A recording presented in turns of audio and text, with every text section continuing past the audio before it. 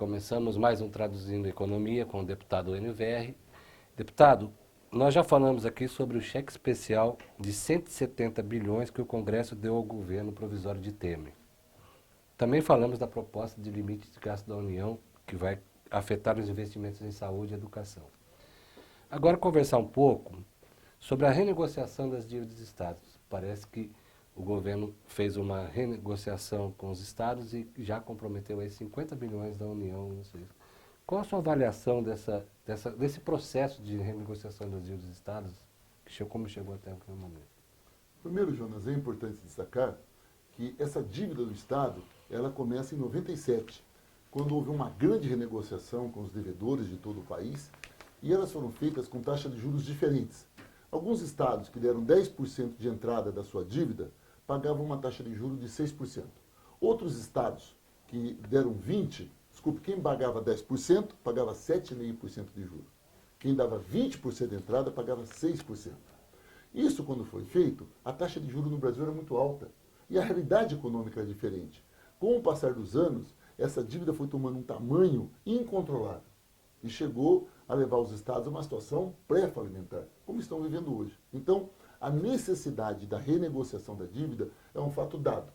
Ele é tão importante que a presidenta Dilma mandou um projeto de lei, de número 257, que já conversamos aqui, né, na nossa entrevista, tentando criar uma condição de alongar essa dívida por mais 20 anos e com uma redução mensal dessa dívida de até 40% por mês, durante 24 meses, por conta de algumas contrapartidas dos estados.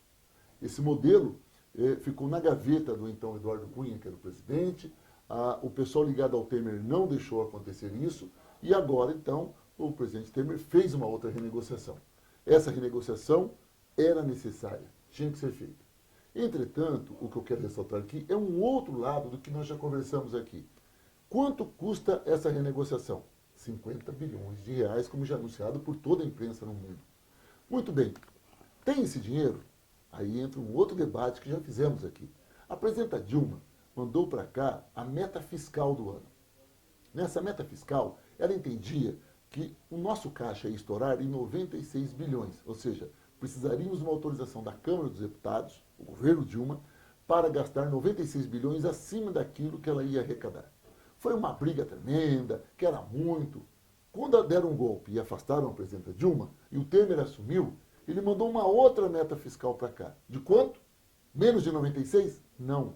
O dobro. 170 bilhões. Porque ele dizia que tinha refeito as contas e com essas contas precisaria de 170 e não 96. Aqui, nessa entrevista nossa e mesmo na grande imprensa, nós denunciamos. E nós observamos que o povo estava dando, em especial a Câmara dos Deputados, estava dando um cheque em branco para Temer, para ele gastar a diferença de 96 a 170 do jeito que ele quisesse. Isso iria criar um problema para a economia. Denunciamos várias vezes. E hoje, esta renegociação, por mais justa que ela seja, volto a dizer, em especial para o povo do Paraná, justíssima, mas provou que ele usou esse cheque em branco. Deputado, o presidente interino disse nessa negociação que esse pode ser um primeiro passo para uma reforma do Pacto Federativo. Muito bem. Vamos explicar primeiro aqui o que é um pacto federativo. Olha, o pacto federativo é a maneira como se relaciona os níveis do país que nós vivemos. O nosso país, ele é um país federalista, né? Esse país que é federal. E federalista, então nós temos 3 entes de governo, a União, o Estado e o município. E eles se relacionam. Teoricamente, nos livros pelo menos, o que aconteceria? Os municípios falam com o Estado. E o Estado fala com a União. Seria assim o modelo. Esse modelo ele não é muito utilizado no mundo. Ele tem, no máximo, 60 países do mundo que utilizam esse modelo federal, né, de federalismo. Boa parte dos outros países do mundo tem a União e tem os municípios. E tem outra forma de organização, né, do tipo uma associação, como são as associações de municípios, ou outro movimento qualquer. Mas não esse modelo nosso. E esse federalismo que nós vivemos, Jonas, e isso é importante, vive uma crise muito grande. Por que vive uma crise? Vive uma crise porque o Estado, esse ente intermediário, cada dia tem menos força. A maior prova disso, a prova concreta disso é o seguinte: os prefeitos não vão tanto à sua capital do seu Estado procurar recursos. Onde eles vêm? Para Brasília. Deputado, isso tem a ver com a forma de arrecadação de impostos também? Tem. Toda a tua pergunta é perfeita. A Constituição de 1988, ela concentrou a arrecadação de impostos na União. Ela concentrou tudo isso aqui e descentralizou as responsabilidades. Tanto que os impostos, eles são divididos entre estados e municípios. Só que de 1988 para cá, nunca mais criaram nenhum imposto. O que criaram foram as contribuições. E as contribuições que não são divididas para estados e municípios, ficaram com todo o caixa na União. Então a União ficou com muito dinheiro na mão e com uma certa redução de responsabilidade, e os municípios ficaram com pouco dinheiro, mas muita responsabilidade. Por isso, né, que os prefeitos estão sempre aqui, e por isso, a partir da Constituição de 88, que o Estado, esse ente intermediário, é cada dia mais fraco e cada dia tem menos poder.